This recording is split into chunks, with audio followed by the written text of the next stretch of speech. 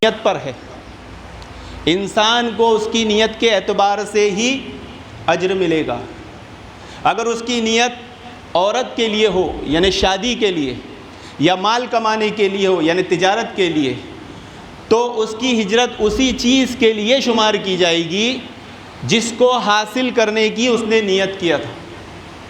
قال حدثنا محمد بن حاتم المكتب قال حدثنا علی بن ثابت قال حدثنا عبد الرحمن بن ثابت بن ثوبان قال سمعت عطاء بن قرة قال سمعت عبد الله بن زمرة قال سمعت ابا هريرة يقول سمعت رسول الله صلى الله عليه وسلم يقول الا ان الدنيا ملعونة ملعون ما فيها الا ذكر الله وما ولاه وعالم او متعلم رواہ ترمذی فی کتاب الزہد۔ اللہ کے نبی صلی اللہ علیہ وسلم نے فرمایا دنیا ملعون ہے، اور دنیا میں جو کچھ ہے سب ملعون ہے سوائے چار چیزوں کے: اللہ تعالیٰ کا ذکر، اس سے جڑی ہوئی چیزیں، عالم اور طالب علم۔ قال حدثنا سعید بن عفیر قال حدثنا ابن وهب عن یونس عن ابن شهاب قال قال حمیدی عبد الرحمن قال سمعت معاویة خطیبا یقول سمعت النبی صلی اللہ علیہ وسلم یقول من يريد الله به خيرا يفقهه في الدين وإنما أنا قاسم والله يؤتي ولن تزال هذه الأمة قائمة على أمر الله لا يضرهم من خالفهم حتى يأتي أمر الله رواہ بخاری في کتاب العلم۔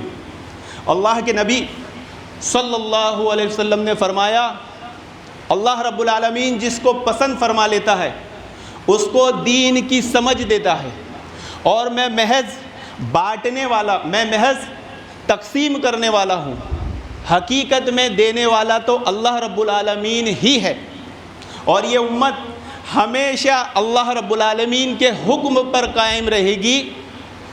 مخالفت کرنے والے اس کو کچھ نقصان نہیں پہنچا سکتے یہاں تک کہ اللہ تعالیٰ کا حکم آ جائے۔ محترم حاضرین، آج کے خطاب کا عنوان علم کی اہمیت کیوں؟ اسلام پر ہر سو چاروں جانب سے حملے ہو رہے ہیں، یہ کسی سے مخفی نہیں،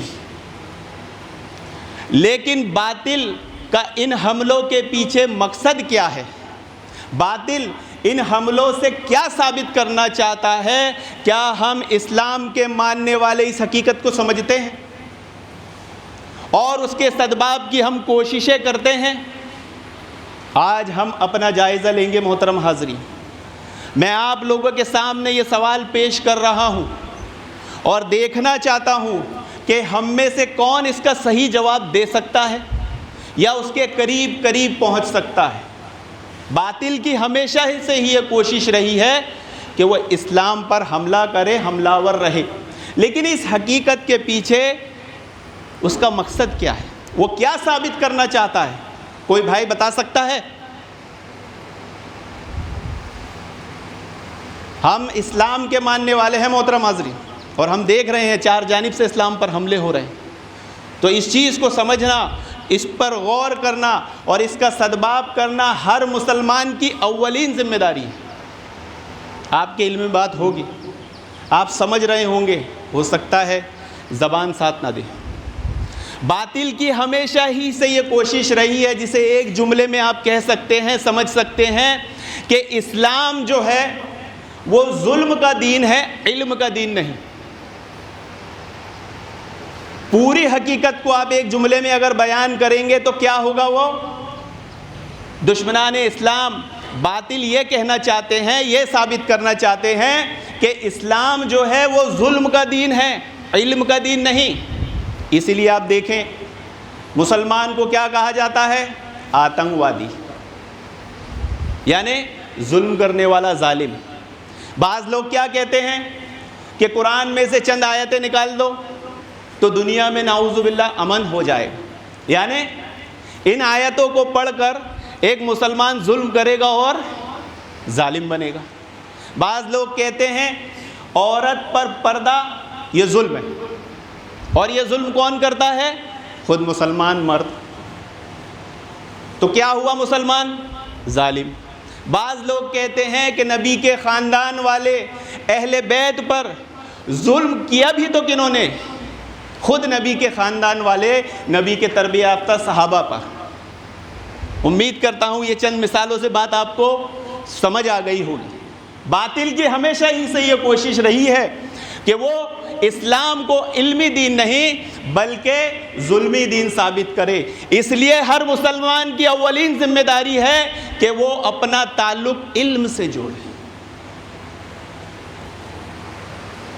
ان ظالموں کو بتائیں کہ ظالموں یہ اسلام سراپا علم ہے، اس اسلام کو نازل کرنے والی ذات اللہ رب العالمین خود سراپا علم ہے، تو یہ ظلم کیسے ہو سکتا ہے؟ لیکن مسئلہ یہ ہے محترم حاضرین کہ اس اندھی تقلید کی برکت کی وجہ سے آج ایک مسلمان جو علم کا شیدائی ہونا چاہیے تھا وہ جہالت کا فدائی بن گیا۔ آج ایک مسلمان اندھا مقلد بن کر خود پر اور دوسروں پر ظلم کر رہا ہے اور باطل کو موقع دے رہا ہے کہ وہ اپنے لوگوں کو اسلام کے تعلق سے بدظن کرے اور بتائے کہ دیکھو اسلام علمی دین نہیں بلکہ اسلام ظلم سکھاتا ہے، ورنہ ان کے ماننے والے ہی خود جاہل، دین کے تعلق سے جاہل اور اندھے مقلد۔ اس لیے ہر مسلمان کی اولین ذمہ داری ہے کہ وہ اپنا تعلق علم سے جوڑے۔ محترم حاضرین یہ سوچ بڑی غلط ہے کہ علم کا تعلق صرف علماء سے ہے، یہ اندھی تقلید کا نتیجہ ہے۔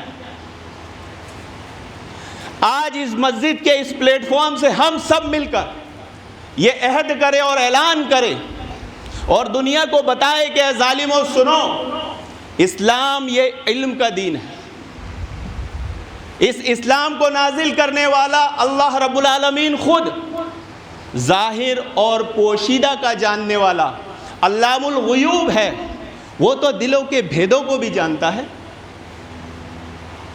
انسانوں کے باپ حضرت آدم علیہ السلام کو علم کے ذریعے ہی عزت اور رفعت عطا کی گئی اور فرشتوں کو ساجد بنایا گیا۔ فرشتوں نے حضرت آدم علیہ السلام کو سجدہ کیا، ان کو جو فضیلت دی گئی کس بنیاد پر دی گئی؟ علم کی بنیاد۔ تمام انبیاء علیہ السلام کو علم اور حکمت کی نعمت دے کر، عزت دے کر اس کے ساتھ دنیا میں مبعوث کیا گیا۔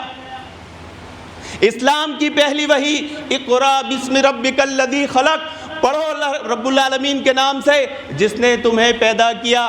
پڑھنے، پڑھانے، سیکھنے، سکھانے کا ہی تو پیغام دیتی ہے۔ گویا اس امت کی بنیاد علم پر رکھی گئی۔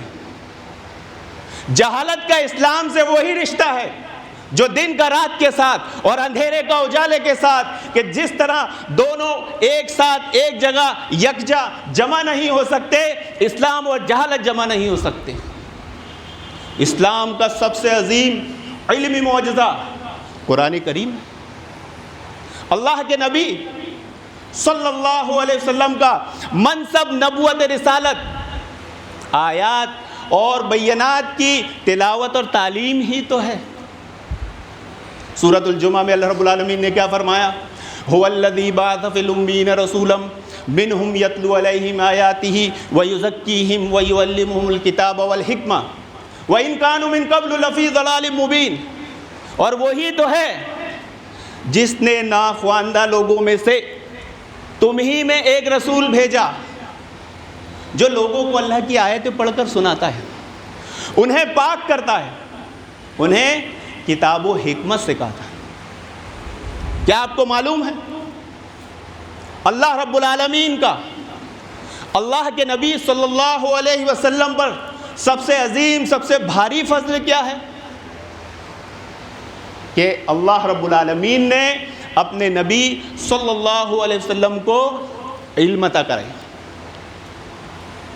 سورۃ النساء میں اللہ رب العالمین نے فرمایا وَأَنزَلَ اللَّهُ عَلَيْكَ الْكِتَابَ وَالْحِكْمَةَ وَعَلَّمَكَ مَا لَمْ تَكُونُوا تَعْلَمُونَ وَكَانَ فَضْلُ اللَّهِ عَلَيْكَ عَظِيمًا، اور وہی تو ہے جس نے آپ کو کتاب و حکمت دے کر مبعوث کیا اور آپ کو وہ چیزیں سکھائی جو آپ نہیں جانتے تھے، اور یہ اللہ رب العالمین کا آپ پر بڑا بھاری فضل ہے۔ خود احمد اظہر خان بریلوی نے یہ ترجمہ کیا ہے، یہ بریلویوں پر بڑی زد ہے کہ قرآن یہ بات بتا رہا ہے کہ اللہ کے نبی صلی اللہ علیہ وسلم کو جو علم دیا گیا وہی کے ذریعے پہلے آپ نہیں جانتے تھے۔ اگر اس مسئلے پہ گفتگو کی جائے گی بحث کی ضرورت نکل جائے گی۔ اس لیے ہر مسلمان پر دین کا علم حاصل کرنا فرض قرار دیا ہے۔ طلب العلم فریضۃ علی کل مسلم، ہر مسلمان پر دین کا علم حاصل کرنا فرض ہے۔ بعض حضرات اس حدیث پر اعتراض کرتے ہیں کہ یہ حدیث جو ہے قرآن سے ٹکراتی ہے، یہ حدیث قرآن کی مخالفت کرتی ہے، کیونکہ اس میں علم حاصل کرنے کے تعلق سے یہ مسئلہ بیان کیا جا رہا ہے کہ ہر مسلمان پر دین کا علم حاصل کرنا مطلب یہ فرض کفایہ نہیں بلکہ فرض عین ہے، اور قرآن نے جو مسئلہ بتایا ہے کہ تم میں سے کوئی شخص جائے دین کا علم سیکھ کر آئے اور لوگوں کو دین سکھائے، دین بتائے، تو کہ دیکھو قرآن تو یہ کہہ رہا ہے اور حدیث یہ کہہ رہی ہے، تو قرآن جو چیز بتا رہا ہے وہ فرض کفایہ ہے کہ ہم میں سے کوئی ایک شخص جائے دین کا علم سیکھ کر آئے اور لوگوں کو سکھائے، اور حدیث جو بات بتا رہی ہے وہ فرض عین ہے۔ اس کی تشریح میں محدثین اکرام نے، اہل علم نے یہ تبصرہ کیا ہے کہ اس سے مراد اسلام کی جو 5 چیزیں ہیں، کلمہ، نماز، روزہ، زکوٰۃ، حج، اس کے بنیادی، اس کی فقہی مسائل، اس کے بنیادی مسائل ہر مسلمان کو معلوم ہونا چاہیے۔ محترم حاضرین، عالم اور غیر عالم میں اللہ رب العالمین نے برابر سے نفی کی، دونوں ہرگز یکساں نہیں ہو سکتے۔ عالم کو اللہ رب العالمین نے عام مومنوں پر فضیلت عطا کی ہے۔ سورۃ المجادلہ میں اللہ رب العالمین نے فرمایا یرفع اللہ الذین آمنوا منکم والذین اوتوا العلم درجات، والذین اوتوا العلم درجات، کہ تم میں سے جو لوگ ایمان لائے، جن کو علم دیا گیا، اللہ رب العالمین ان کے درجات کو بلند کر دے گا۔ اور یہ حقیقت ہے، علم ایک ایسی عزت اور شرف ہے کہ اگر کسی جاہل کو عالم کہا جائے تو وہ دل میں خوشی محسوس کرتا ہے۔ یہ نفس انسانی میں علم کے مقام اور مرتبے کو بتاتا ہے، لیکن اگر کسی جاہل کو جاہل کہہ دیا جائے تو وہ غصہ کر کے لڑنے کھڑا ہو جاتا ہے۔ یہ جہالت کی ذلت کا اندازہ ہے۔ علم شریعت کے لامحدود فوائد ہیں، جو لوگ اس علم کے طلبگار بن جاتے ہیں وہ جنت کے مسافر بن جاتے ہیں۔ من سلک طریقا یلتمس فیہ علما سہل اللہ لہ بہ طریقا الی الجنۃ، جو لوگ اصول علم کے لیے گھر سے نکلتے ہیں، محترم حاضرین، اللہ تعالیٰ ان کے لیے جنت کا راستہ آسان کر دیتا ہے۔ آپ غور کریں، دینی علم کی ضرورت، خواہش ہر مسلمان کی ہے۔ کوئی مسلمان ایسا ہے اس مسجد میں جو یہ نہ چاہتا ہو کہ وہ اللہ رب العالمین کی جنت کا حقدار بن جائے؟ وہ یہ نہ چاہتا ہو کہ وہ اللہ رب العالمین کو راضی کر لے؟ وہ یہ نہ چاہتا ہو کہ اسے پاک اور صاف زندگی نصیب ہو جائے؟ وہ یہ نہ چاہتا ہو کہ اسے دنیا اور آخرت کی سعادت مل جائے؟ وہ یہ نہ چاہتا ہو کہ اسے خیر و برکت والی زندگی مل جائے؟ وہ یہ نہ چاہتا ہو کہ اس کے مقصد حیات کو سمجھتے ہوئے اسے اعلیٰ طریقے سے انجام دے دے؟ یقیناً ہر مسلمان چاہتا ہے، لیکن یہ سب بغیر دین علم کے، محترم حاضرین، ممکن نہیں ہے۔ آج مسئلہ یہی ہے محترم حاضرین کہ اس علم کے ساتھ مسلمانوں نے ہی سوتیلا ویوہار کیا ہے۔ اس بات کو سمجھانے کے لیے امام بخاری رحمہ اللہ نے صحیح بخاری میں باب باندھا ہے، چیپٹر باندھا ہے، باب العلم قبل القول والعمل، بات کہنے اور کرنے سے پہلے علم حاصل کرنے کا بیان، کیونکہ بغیر علم کے نہ انسان کا عقیدہ درست ہو سکتا ہے، نہ اس کا ایمان درست ہو سکتا ہے، نہ اس کے اعمال صالح ہو سکتے ہیں، پھر واجبات، فرائض، بندوں کے حقوق، اللہ تعالیٰ کے حقوق، یہ سب کیسے درست ہو سکتے ہیں؟ اس لیے محترم حاضرین، ہر مسلمان کے لیے فرض ہے، ضروری ہے کہ وہ دین کا بنیادی علم حاصل کرے۔ فعالم انہ لا الہ الا اللہ واستغفر لذنبک والمؤمنین والمؤمنات، اے نبی صلی اللہ علیہ وسلم آپ یقین کر لیجئے کہ اللہ رب العالمین کے سوا کوئی معبود برحق نہیں، اور آپ اپنے گناہوں کی بخشش مانگا کریے، مومنین مردوں اور عورتوں کی بھی۔ یہ اصول ذہن میں رکھیے محترم حاضرین کہ ہر مسلمان کو بنیادی علم حاصل کرنا فرض ہے۔ میں نے ایک سوال اپنے احباب سے سوشل میڈیا کے ذریعے، ملاقاتوں کے ذریعے پوچھا کہ علم کی اہمیت سے آپ کیا سمجھتے ہیں؟ علم کی اہمیت سے آپ لوگ کیا سمجھتے ہیں؟ سب نے نیک مشورے، نیک باتیں، اچھی باتیں ہی بتائی، لیکن حیرت اس بات پر ہوئی کہ کسی نے بھی یہ جواب نہیں دیا کہ علم کی اہمیت ہمارے نزدیک اس لیے ہے کہ یہ توحید کی پہلی فضیلت ہے۔ اگر کوئی پوچھ لے توحید کی پہلی فضیلت کیا ہے، تو علم توحید کی پہلی فضیلت، یہ ایک بنیادی علم ہے محترم حاضرین، جو ہر مسلمان کو معلوم ہونا چاہیے۔ جس طرح آج باطل اسلام کو ظلم کا دین بتانے میں، ثابت کرنے میں لگا ہوا ہے، ہماری بھی اولین ذمہ داری ہے کہ ہم اس کا دندان شکن جواب دیتے ہوئے یہ بتانے کی کوشش کریں کہ اسلام اصل میں علم کا دین ہے۔ اور صحابہ اکرام رضوان اللہ اجمعین اس بات کو بخوبی سمجھتے تھے، خوب محنتیں کرتے تھے علم حاصل کرنے کے لیے، رات رات بھر علم حاصل کرتے تھے، علم حاصل کرنے کے لیے لمبے لمبے سفر کرتے تھے، یہاں تک کہ محترم حاضرین بھوک پیاس بھی انہیں علم حاصل کرنے سے نہیں روک پاتی تھی۔ آج ہم مسلمانوں کا کیا حال ہے محترم حاضرین کہ اگر معاش کا مسئلہ آ جائے ہمارے پاس تو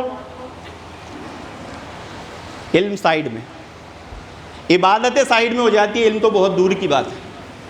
علم کی اہمیت ہمارے اسلاف کے نزدیک کیا تھی کہ ابراہیم بن جراح رحمہ اللہ فرماتے ہیں کہ میں ابو یوسف کی عیادت کے لیے گیا، وہ بیمار تھے اور بے ہوش تھے، میں ان کے پاس بیٹھا، جب ان کو کچھ ہوش آیا تو انہوں نے مجھ سے پوچھا اس مسئلے میں تم کیا فرماتے ہو؟ میں نے کہا ایسے عالم میں جب آپ پر غشی طاری ہے، آپ کا آخری وقت چل رہا ہے، آپ کو چند سانسیں ملی ہے، ہوش آیا ہے، اور آپ یہاں بھی یہ مسئلہ پوچھ رہے ہیں کہ اس مسئلے میں رمی کرتے وقت حاجی کیا کرے؟ تو انہوں نے کہا اس میں کیا حرج ہے؟ اگر ہماری یہ کوشش سے کسی کا مسئلہ حل ہو جاتا ہے، کسی کی مدد ہو جاتی ہے تو یہ بہترین بات ہے۔ تو انہوں نے پوچھا یہ بتاؤ رمی کرنے کے لیے حاجی کیا کرے؟ پیدل رمی کرے یا سواری پر؟ انہوں نے کہا پیدل، تو بولا نہیں۔ انہوں نے کہا سواری پر، تو کیا نہیں؟ تو پھر آپ ہی بتا دیجیے۔ انہوں نے کہا اگر وہ جمرات کے قریب رکے گا تو پیدل کرے گا، اور دور رکے گا تو سواری پہ کرے گا۔ یہ بات کرنے کے بعد وہ اٹھے، ان کے گھر کے دروازے تک گئے اور ان کا انتقال ہو گیا۔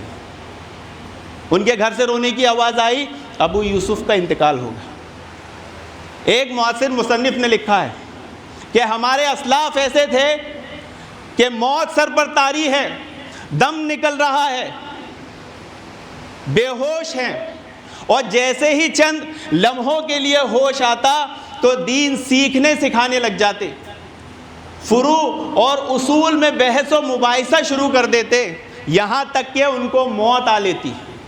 یعنی علم ان پر اتنا سوار تھا کہ ان کے سارے اعضاء اور قلوب علم حاصل کرنے میں بھی ایسی حالت میں مشغول رہتے تھے، ایسی حالت میں بھی وہ اپنے بیوی بچوں مال جائیداد کی فکر نہیں کرتے تھے، بلکہ اگر کسی چیز کی فکر ہوتی تھی تو وہ علم کی فکر ہوتی تھی. اب ہمارے اسلاف کی زندگی اگر ہم اٹھا کر دیکھیں اور آج ہم مسلمانوں کا حال اٹھا کر دیکھیں تو کہیں سے لگتا ہے کہ ہم نے اس علم کے ساتھ وہ رویہ وہ اختیار کیا ہے. امام حنبل رحمہ اللہ علیہ اس بات کو سمجھانے کے لیے ایک قول نقل کیا کہ انسان کو کھانے سے زیادہ علم کی ضرورت ہے. انسان کو کھانے کی دن میں 2 مرتبہ ضرورت پڑتی ہے اور علم کی ہر سانس پر ہے. ابھی اگر مسجد کے گیٹ پر کوئی ایسا شخص آ کر بیٹھ جائے جس نے 2-3 دن سے کھانا نہیں کھایا تو ہم سب کی کیا ذمہ داری ہوگی؟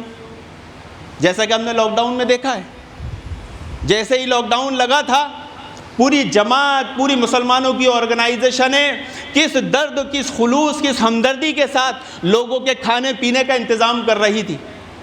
اچھی بات ہے، کریں، منع نہیں ہے، لیکن کیا ہم نے کسی بستی کو، کسی انسان کو دیکھا ہے کہ وہ علم سے محروم ہے اور اسی ہمدردی، اسی جذبے کے ساتھ اس تک علم پہنچانے کی کوشش کی ہے؟ ہمارے اسلاف اس کی کوشش کرتے تھے. فقر و فاقہ کی حالت میں بھی وہ تعلق علم سے جوڑتے تھے، اور ہم علم سے آج محترم حاضرین سوتیلا ویوہار کر رہے ہیں. ہدایت، اتباع رسول، عبادت الہی، پاک و صاف دل، تقوی، خشیت الہی، یہ تمام اللہ رب العالمین کی عظیم الشان نعمتیں ہیں جو بغیر دین علم کے ممکن نہیں. ان کو حاصل کرنے کے لیے علم دین کا حصول ضروری ہے محترم حاضرین. اس لیے اللہ کے نبی صلی اللہ علیہ وسلم نے اسی اہمیت و ضرورت کو سمجھتے ہوئے مسجد نبوی کی تعمیر کے ساتھ ساتھ کلاس صفہ کا اہتمام بھی کیا تھا، جو معاشرے میں علم کی کرنیں پھیلانے کا کام کرتی تھی.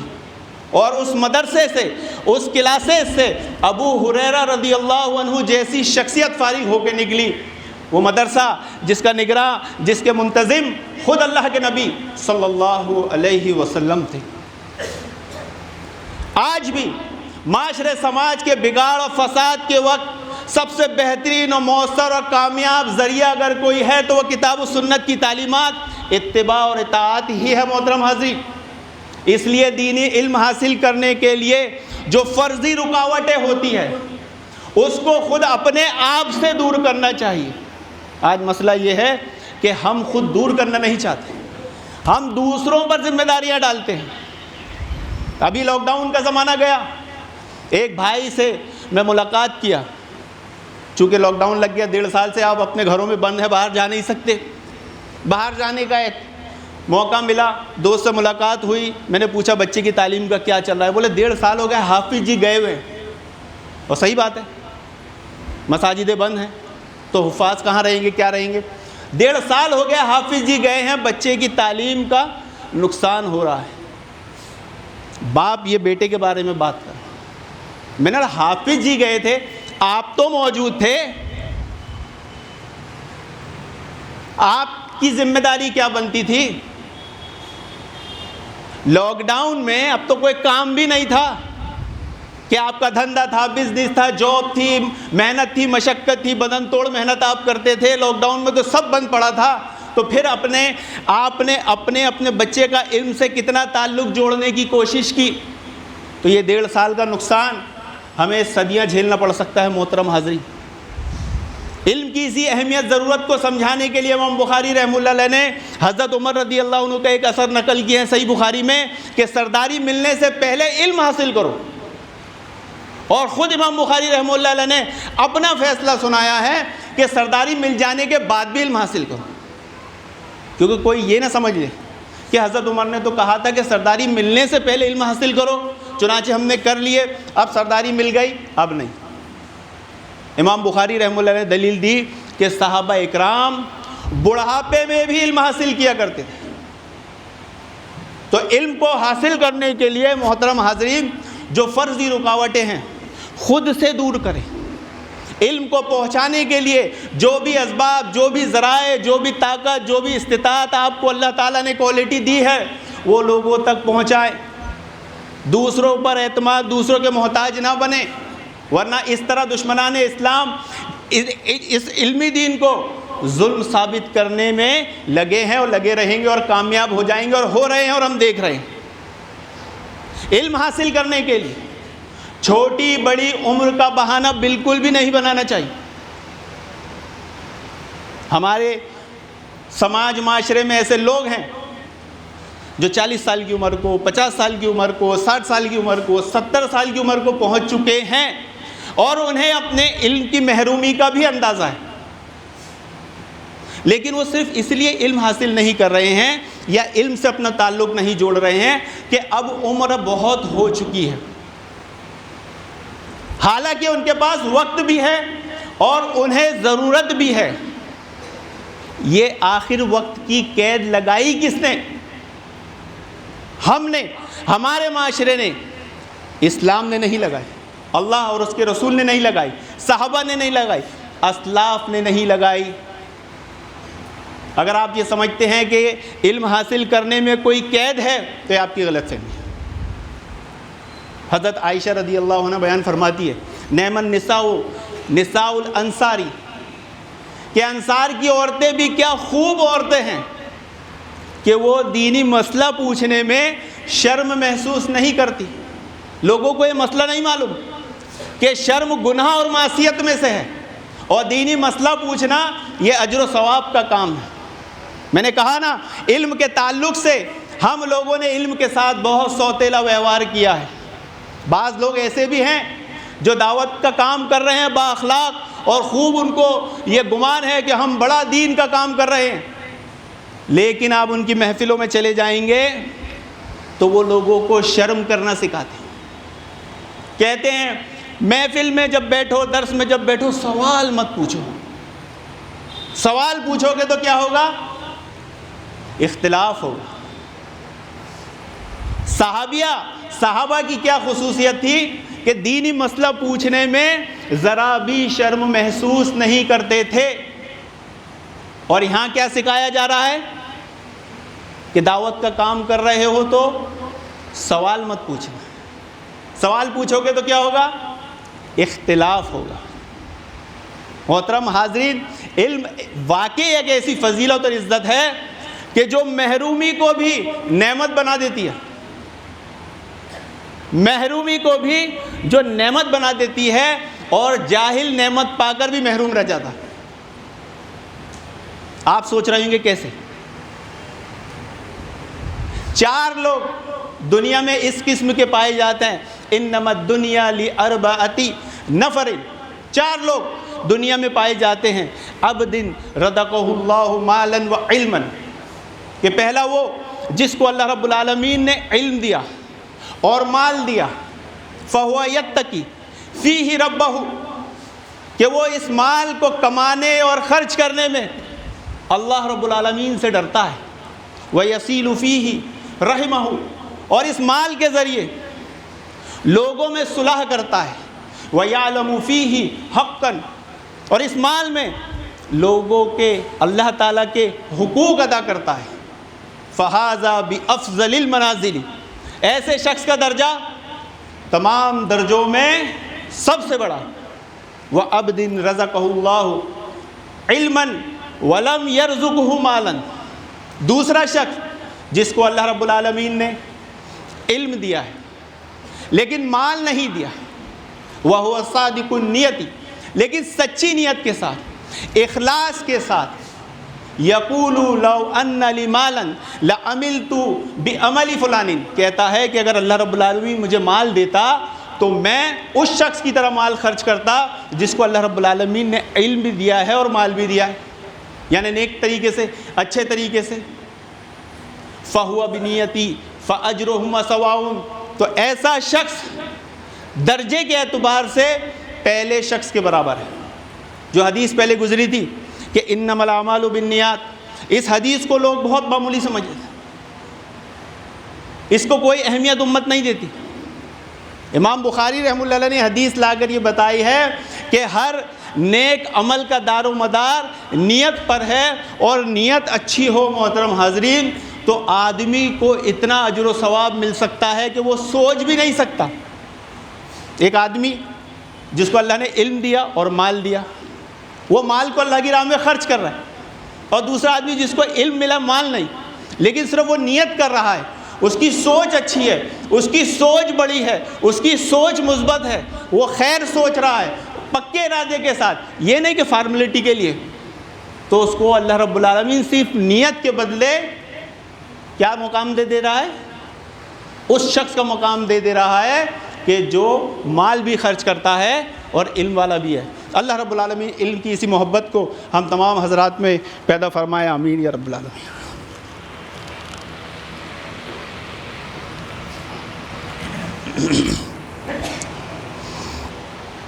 ان الحمد للہ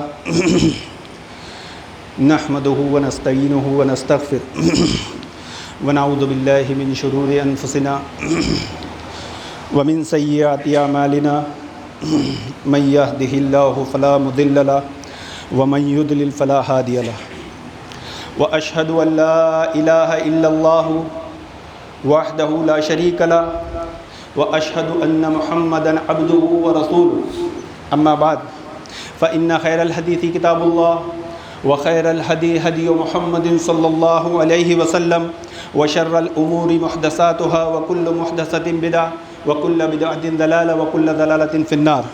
سبحان اللہ وبحمدہ سبحان اللہ العظیم، سبحان اللہ وبحمدہ سبحان اللہ العظیم۔ محترم حاضرین، علم کی اس اہمیت پر جو چند چیزیں آپ کے سامنے ذکر کرنے کی کوشش کیا تھا، اللہ رب العالمین سے دعا کہ اللہ رب العالمین ہمیں اس پر عمل کرنے کی نیک توفیق عطا فرمائے، اور ہم سب کی یہ ذمہ داری بنتی ہے کہ ہم آج سارے ضروری کام ترک کر یہ عہد کر لیں کہ ہم اپنا تعلق علم سے جوڑیں گے۔ علم نافع حاصل کرنے والا عالم اور طالب علم دونوں لامحدود بے شمار فوائد حاصل کرتے ہیں، جو کہ پہلی حدیث میں بیان کیا گیا تھا، من یرید اللہ بہ خیرن یفقہ فی الدین۔ سب سے بڑی برکت کہ اللہ رب العالمین علم حاصل کرنے والے کو کیا چیز دیتا ہے؟ تفقہ فی الدین دیتا ہے۔ جسے اللہ رب العالمین پسند فرماتا ہے اس کو دین کی سمجھ دیتا ہے۔ تو علم محرومی کو بھی نعمت بنا دیتا ہے، اور جاہل نعمت پا کر بھی محروم ہو جاتا ہے۔ علم کے فوائد بے شمار ہیں محترم حاضرین۔ ماں کے پیٹ سے نہیں، پیدا ہونے سے پہلے ہی انسان کا تعلق علم سے جڑ جاتا ہے، اور یہ تعلق چلتے چلتے چلتے موت تک نہیں، اگر بولے موت تک تو غلط ہوگا، بلکہ موت کے بعد تک انسان سے جڑا رہتا ہے۔ یہ ہے اسلامی علم، یہ ہے اللہ رب العالمین کا بھیجا ہوا علم۔ یہ علم دینی علم، علم نافع انسان کے ساتھ ہمیشہ رہتا ہے، کوئی اس کو چرا نہیں سکتا۔ وہ قبر میں اس کے ساتھ جاتا ہے اور سوالوں میں اس کی مدد کرتا ہے، اور جاہل وہاں پر بھی یہ کہہ کر نا امید ہو جائے گا کہ ہائے مجھے کچھ معلوم نہیں۔ تو آج سے ہم یہاں موجود ہر مسلمان کی یہ کوشش ہونا چاہیے کہ وہ اپنا تعلق علم سے جوڑے۔ کیسے حاصل کرنا ہے یہ سوچنا آپ لوگوں کا بھی کام ہے۔ ہمارے شیخ محفوظ احمد عمری مبنی حفظ اللہ گزشتہ ہفتے کی کلاس میں ایک مسئلہ بیان کر رہے تھے، اور ایک مسئلہ ہمارے بچپن میں ہماری اسکول میں ہماری نظروں کے سامنے گزرا تھا کہ اسمبلی میں ایک بھائی تقریر کرتے ہوئے کہتے ہیں کہ پہلے زمانہ تھا، پہلے کا زمانہ، دنیا ایسے چلتی تھی، ہمارے اسلاف نے اللہ کے نبی صلی اللہ علیہ وسلم اور صحابہ اکرام نے اس کو ایسے گھما دیا، لیکن واپس دنیا ایسے گھومنے لگی۔ پہلے لوگ پڑھ لکھ کر نواب بنتے تھے، اس نے بول دیا اسمبلی میں کہ پڑھو گے لکھو گے تو بنو گے نواب، اور کھیلو گے کودو گے تو ہوگے خراب۔ کہ لیکن زمانہ میں حالات ایسے پیدا ہو چکے ہیں، آج انسانوں کی سوچ ایسی ہو گئی ہے کہ پڑھو گے لکھو گے تو ہوگے خراب، اور کھیلو گے کودو گے تو بنو گے نواب۔ دیکھ رہے ہوں گے آپ کہ علم حاصل کرنے والا عالم ہو یا طالب علم، اس کو چلانے کے لیے کار اور بائک نہیں ہوتی، لیکن وہ کرکٹ کھیلنے والا، وہ فلم لائن میں وہ فضولیات کرنے والا بنگلوں میں رہ رہا ہے، کاروں میں رہ رہا ہے۔ تو حالات ایسے ہو گئے ہیں علم سے دور ہونے کی وجہ سے۔ تو ہمارے شیخ بیان فرماتے ہیں کہ پہلے لوگ درس سن کر، خطبہ سن کر، نصیحتیں سن کر اپنے گھر سے ٹی ویاں نکال کر توڑ کر پھینک دیا کرتے تھے، لیکن آج پھر حالات بدلے اور آج ٹی وی ہی ٹیچر ہو گیا۔ لاک ڈاؤن میں سب نے دیکھ لیا، مساجدیں بند، مدارس بند، علم کیسے حاصل کرے گا؟ تو جو ٹی وی پہلے لوگ گھر سے توڑ کر پھینک دیا کرتے تھے، آج وہ ٹی وی ہی ٹیچر ہو گیا ہے۔ کہا کہ اگر تمہارا گھر ہے، تم صاحب استطاعت ہو، تو ایک بہترین روم بناؤ، اسٹڈی روم، خوب بڑا سا ٹی وی لگاؤ اور اس میں علم کا پورا انتظام رکھو کہ اگر پوری دنیا بھی بند ہو جائے تو تمہارا علم سے تعلق نہ ٹوٹنے پائے۔ ایک مسلمان کا تعلق علم سے کبھی ٹوٹنے نہ پائے۔ اگر ہم سوچ غور فکر کیے ہوتے محترم حاضرین، تو یہ 1.5 سال کا عرصہ جو لاک ڈاؤن میں گزرا ہے، ہم اس میں اپنے اہل و عیال اور اولاد کی خوب اچھی بہترین تربیت کر سکتے تھے۔ بس سوچ کا فرق ہے کہ آج ہم نے یہ سمجھ لیا ہے کہ علم کا تعلق صرف علماء کا ہے، علماء علم سے جڑ سکتے ہیں، ہم نہیں۔ یہ گندی، یہ غلط سوچ ہے۔